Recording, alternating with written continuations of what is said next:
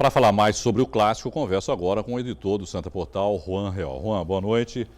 Parada duríssima, né? Enfrentar o Corinthians, não só pelo fato de estar a 28 jogos invictos, né? Jogando lá na Arena, no Itaquerão, como queiram, mas porque o Corinthians vinha apresentando um bom futebol também, não é, Juan? Pois é, Irineu, boa noite, amigos do Caderno Regional. Eu acho até o que demonstra a superioridade do Corinthians é que o Robinho se segurou na entrevista. O Robinho geralmente provoca, promete caneta, dessa vez ele se segurou.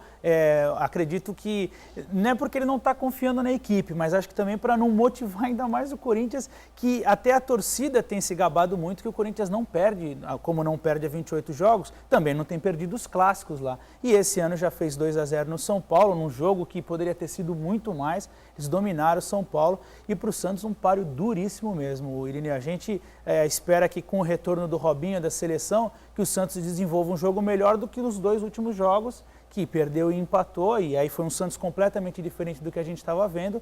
Mas olha, pegar o Corinthians na fase que está, mesmo com as duas equipes já classificadas no Paulista, mas vale a questão da ganha importância também o jogo, não só pelo fato de ser um grande clássico, claro, né? Dois rivais, Santos e Corinthians, mas que quem chegar em primeiro na classificação geral ganha vantagens para a próxima fase, não é? Pois é, Irineu, é a grande disputa em questão. As duas equipes já estão classificadas há muitas rodadas, né? E o Santos, por exemplo, é líder do grupo dele com folgas, né?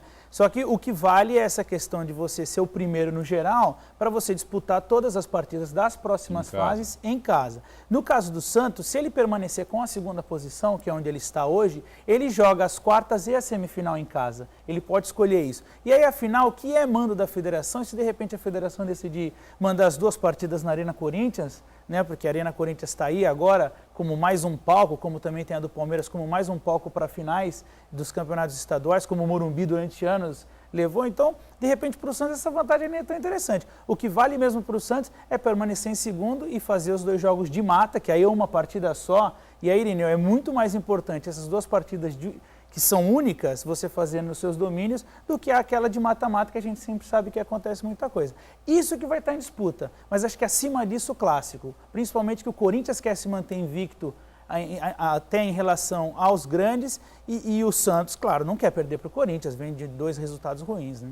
Bom, só para registro, né? O Corinthians só perdeu o primeiro jogo justamente na inauguração lá, ou na estreia, né? Porque já tinha na pós-Copa contra o Figueirense. Contra o Figueirense. Gol do Giovanni Augusto, que é um atleta que... Com um gosto meio amargo para a torcida, né? Justamente no primeiro jogo, mas... Os anti-corintianos só se divertiram nessa partida, porque depois o Corinthians realmente adotou aquela casa, né? Que é dele, e nunca mais perdeu. E o Giovanni Augusto, que o Santos está interessado em trazê-lo, quer dizer, ele que marcou esse gol do Figueirense naquele jogo. Quem sabe só o fato de o Santos estar querendo trazer esse jogador, o Santos não vai lá e ganha essa partida na Arena Corinthians. Bom, nós tivemos os paulistas também na Libertadores, teve rodada da Libertadores também, né, Juan? E justamente o Corinthians, que nós estamos falando, passeou, né, em cima do Danúbio, 4-0, Jadson e Guerreiro 3 vezes fizeram os gols. Pois é, o que mais impressiona, né, Irineu, é que quando foi sorteada essa chave com o Corinthians ainda na primeira fase, se falava do grupo da morte.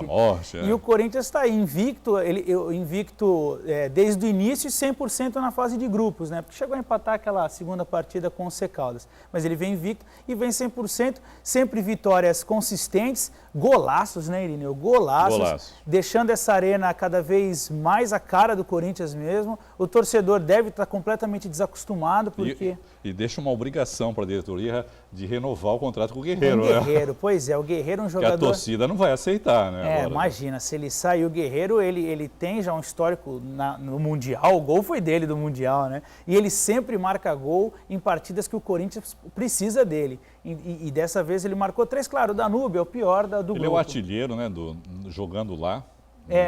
Do Itaquerão já é. E acho que é o jogador estrangeiro já também que está perto aí de ser o que mais marcou gols pelo Corinthians. Sim, vem sendo um destaque extremo. Ele hoje passou o Tevez já, né? Já passou o Tevez. O Tevez, ele marcou uma fase que o Corinthians ainda estava, né? Era diferente, o Guerreiro veio para essa fase de que o Corinthians acabou ganhando tudo, né? É verdade. O Guerreiro, ele faz parte dessa fase que desacostumou o corintiano de ser sofredor. Hoje o corintiano é um mimado, assim, porque só ganha e faz excelentes partidas na sua arena. E ele é o melhor centroavante hoje do Brasil. Indiscutivelmente, ele é jogador de decisão, dá gosto de ver o Guerreiro jogar. Uma pena que está no Corinthians e não no Santos, aqui perto da gente, dando esse espetáculo. Mas o Santos tem o Robinho, ainda confio no Robinho. Bom, o Corinthians deu aí o seu passo definitivo, né, para se classificar, né? Está garantido já na próxima fase. Praticamente garantido. Claro que por aquela união né, se aqueles resultados absurdos acontecerem, mas eu acredito que não vai acontecer. Mas pela perspectiva, né, pela projeção que a gente faz, obviamente o Corinthians deve estar classificado. E por outro lado, o São Paulo acabou se complicando, perdeu para o São Lourenço jogando lá por 1-0. O gol, como é o nome desse jogador? Se me ajude, Cauteruccio, é isso? Cauteruccio, vamos colocar um italiano nesses dois Cs aí, o Cauteruccio. Pois é, Irineu, o São Paulo já tinha sofrido com o São Lourenço no Morumbi e era expectativa de uma partida muito difícil na Argentina. E aí o Rafael Tolói acabou colaborando com esse gol. Ele já vinha de vilão do clássico contra o Palmeiras, que foi expulso infantilmente, e aí ele... Mas foi um golaço, né? Tomou um chapéu. Golaço, é aquela velha história, não vamos tirar os méritos de quem marcou o gol, mas como a gente tem que analisar o São Paulo, então vamos colocar esse peso nas costas do Rafael Tolói.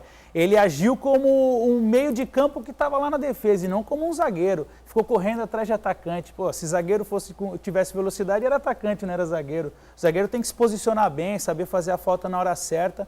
E o São Paulo ele vinha conseguindo segurar o empate, que seria até bom.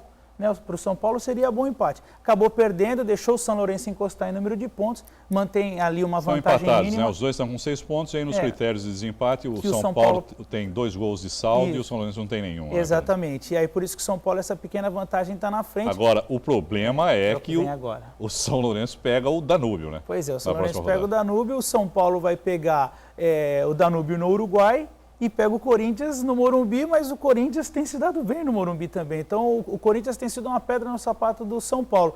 E imagina a motivação do corintiano de entrar em campo e saber que pode tirar o São Paulo da próxima fase. Então, por isso que muito se falou que esse jogo foi uma derrota gigantesca para o São Paulo, porque vai custar essas 2 partidas que vêm pela frente. Mas o Muricy está garantido ainda, né? O Muricy segue, aliás, o presidente falou que ia dar folga para ele, assim, no sentido de não fazer pressão em cima do treinador para ver se ele consegue desenvolver o trabalho dele. Eu vi a entrevista dele depois, muito ele está abatido, diferente, está abatido, né? Não é aquele Muricy que a gente está acostumado, não, né? E a torcida... Meio ranzinhos até, tal, ele está meio conformado. Pois é, e as organizadas do São Paulo contra ele, estão falando o nome do Vanderlei Luxemburgo direto, que foi o paulista que o Vanderlei ainda não treinou. E aí o clima fica péssimo para se trabalhar, né? Mas vamos ver se o Muricy, junto com o Rogério Ceni, que é um grande líder do grupo e que gosta do Muricy... Não está perdido ainda. Pois é, nada o torcedor são paulino que não desanime, que ainda tem boas chances, depende do São Paulo. Obrigado, Juan, mais uma vez, boa noite para você e boa Páscoa. Eu que agradeço, Irineu, boa Páscoa para você e para todos os amigos da Santa Cecília TV.